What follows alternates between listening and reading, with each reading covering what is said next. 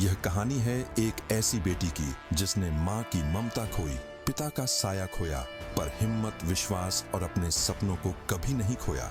रश्मि परिहार कानपुर के एक छोटे से गांव से निकलकर, संघर्ष की धूप में तपकर, आंसुओं से अपने सपनों को सींचकर रश्मि ने अपनी तकदीर खुद लिखी। एक ऐसी कहानी जो दर्द से शुरू हुई और गर्व के सम्मान पर मुकम्मल हुई। सिर्फ 12 दिन की थी जब मां चली गई और 3 साल की उम्र में पिता देश की सेवा में शहीद हो गए। किस्मत ने जैसे कह दिया, अब तेरी राह तू खुद बनाएगी। मैं अपने मम्मी पापा की अकेली संतान हूँ।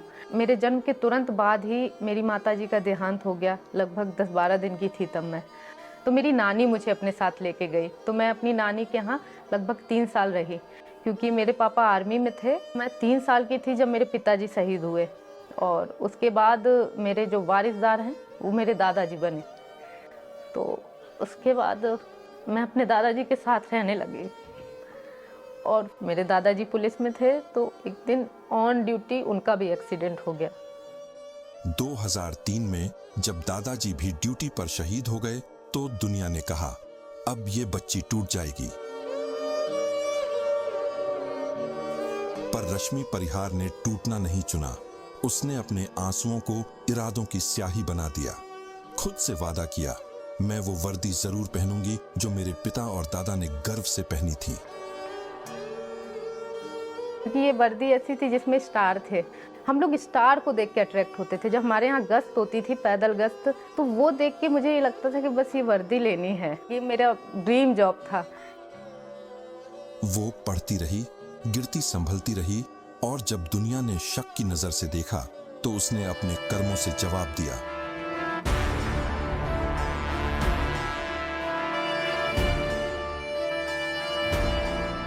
एक वो टाइम आया जब मैं घर से बाहर निकली और प्रतियोगी परीक्षा की तैयारी के लिए आई। उस समय मुझे रवि मिले, जिनसे मेरी शादी हुई है, मेरे हस्बैंड।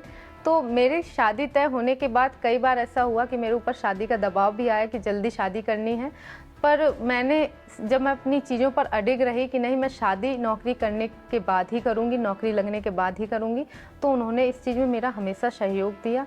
और मतलब मुझे कहते हैं ना, बैकफुट में वो खड़े थे कि दुनिया इधर से उधर होती रहेगी, मैं यहाँ हूँ, अगर तुम शादी नहीं कर रहे हो तो मैं भी शादी नहीं करूँगा। 2021 में यूपी पुलिस की परीक्षा दी और 2023 में वर्दी पहनकर अपने पिता के सपनों को साकार किया। मैंने जीवन को ऐसे देखा था कई मोड़ पे, जहाँ पर सिर्फ मैं ही अपने लिए खड़ी हो सकती हूँ, दूसरे व्यक्ति का मैं भरोसा नहीं कर सकती। आज रश्मि परिहार सिर्फ एक पुलिस अधिकारी नहीं, वो मिशन शक्ति की सजीव प्रेरणा है।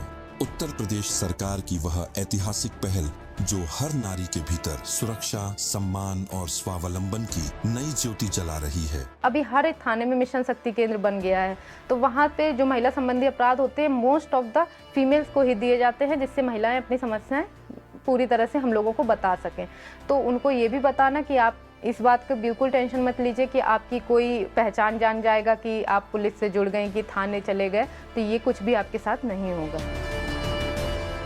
वो स्कूलों में जाती हैं, बच्चियों को गुड टच, बैड टच समझाती हैं, मोहल्लों में जाकर कहती हैं, डर नहीं, संवाद जरूरी है। हर हेल्पलाइन नंबर, हर मुस्कुराहट और हर आत्मविश्वास उनके मिशन का हिस्सा है।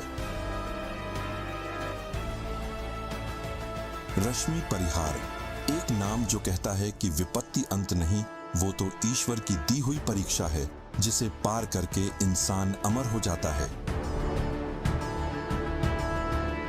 क्योंकि ये कहानी सिर्फ एक इंस्पेक्टर की नहीं, ये कहानी है हर उस नारी की जो अपने सपनों को सम्मान देना चाहती है, जो अपने भीतर की देवी शक्ति को उड़ान देना चाहती है।